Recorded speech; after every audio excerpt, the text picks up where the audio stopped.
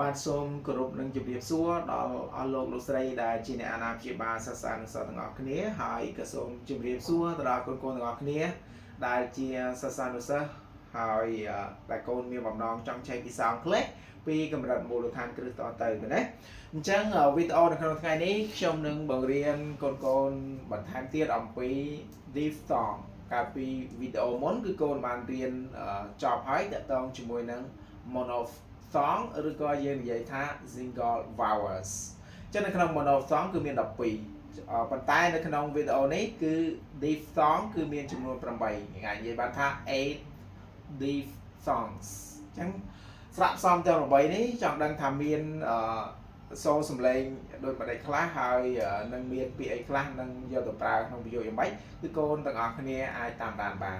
បងប្អូនក៏ដូចជាកូនទាំងអស់គ្នាអាចតាមដានបានចាំមើលទាំងអស់គ្នាណាdiphthongs words sentence ចឹងនៅក្នុង diphthong គឺមានស្រៈ monophthong ចំនួន2បូកបញ្ចូលគ្នាបង្កើតបានជា diphthong សំឡេងថ្មីដែលឲ្យឈ្មោះថាស្រៈផ្សំអញ្ចឹងនៅក្នុងស្រៈដំបូងគេគឺស្រៈ ear ចង់ដឹងថាស្រៈ ear នឹងមានស្រៈអីខ្លះបូកចូលគ្នាបង្កើតបានជាសំឡេង ear គឺយើងមាន e e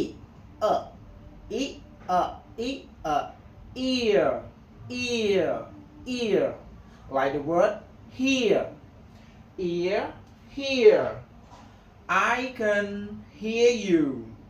I can hear you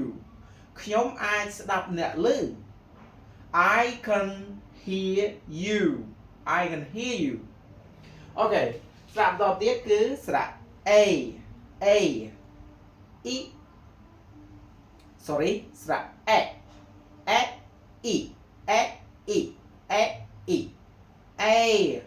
a like the word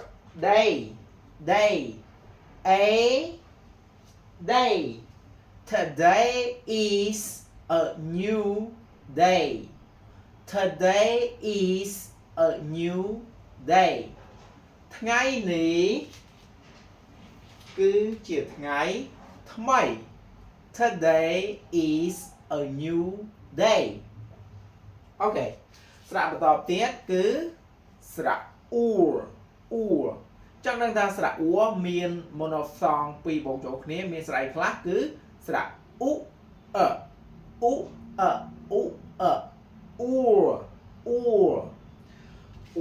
like the word tour they went on a tour they went on a tour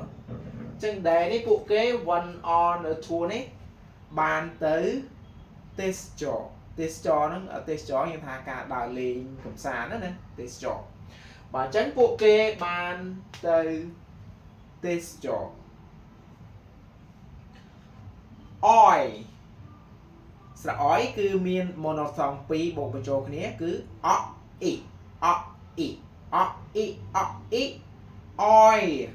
oil like the word boy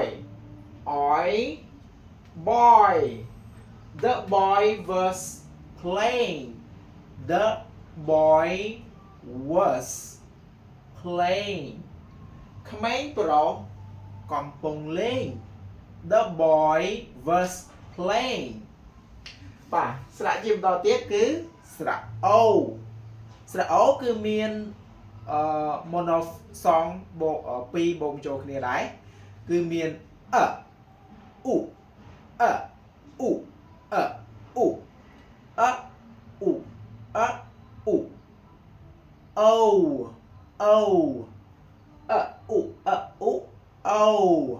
go let's go to the show let's go to the show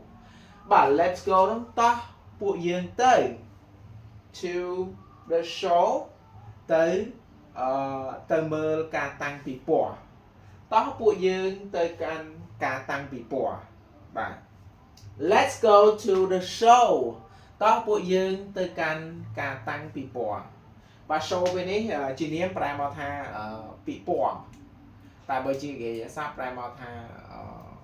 បង្ហាញ show បង្ហាញប្រាប់បាទពេលនេះគឺដើរតួជា noun ប្រែមកថាពិព័រណ៍ប្រែថាពិព័រណ៍ការតាំងពិព័រណ៍អីមួយចឹងទៅបាទបន្តទៀតគឺស្រៈ air ចឹងគឺមាន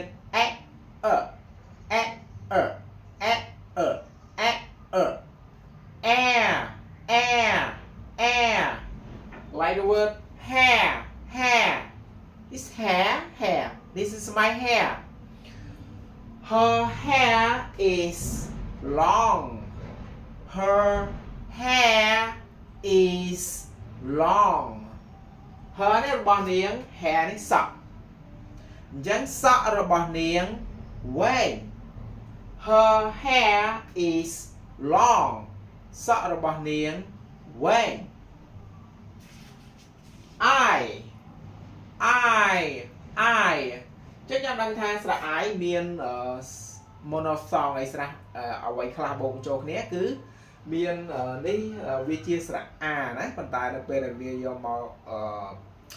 នៅពេលដែលវាคล้ายទៅជា diphthong គឺគេទៅសេអត់មានចុចទេអញ្ចឹងវាស្រៈ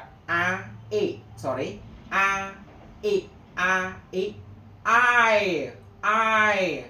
I like the word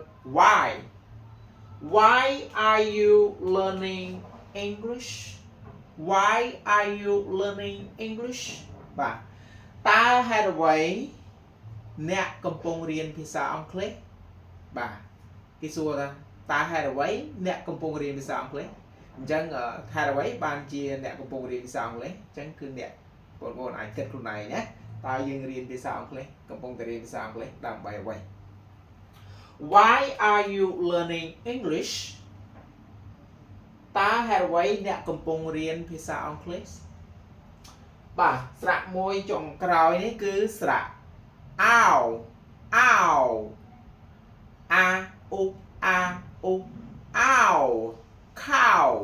cow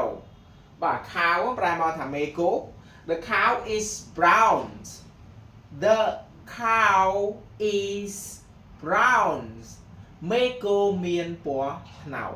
បាទអញ្ចឹងស្រៈទាំង8គឺខ្ញុំបានបង្រៀនកូនៗទាំងអស់គ្នាហើយអញ្ចឹងគឺជាចុងបញ្ចប់គឺសូមដើម្បីឲ្យកូនៗទាំងអស់គ្នាបានចេះស្រៈនេះកាន់តែច្បាស់លុះត្រាតែកូនទាំងអស់គ្នាមើលម្ដងហើយម្ដងទៀតរហូតដល់កូនគិតថាអ្វីដែលកូនបានមើលហ្នឹងគឺវាគ្រប់គ្រាន់ជាមួយនឹង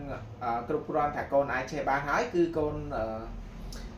អាចបញ្ឈប់ការមើលនេះបានប៉ុន្តែនៅពេលដែលកូនមើលកូនគិតថាវីដេអូនេះពិតជាមានប្រយោជន៍កូនអាច share ចែករំលែកវីដេអូនេះទៅកាន់មិត្តភ័ក្តិរបស់កូនបានណាអញ្ចឹងជាចុងក្រោយក៏សូមអរគុណដល់អស់លោកស្រីដែលជាអ្នកអាណាព្យាបាលក៏ដូចជាកូនទាំងអស់គ្នាដែលបានតាមដានមើលវីដេអូនេះតាំងពីដើមរហូតដល់ចប់អញ្ចឹងក៏សូមអរគុណនិងជម្រាបលាជួបគ្នានៅវីដេអូក្រោយ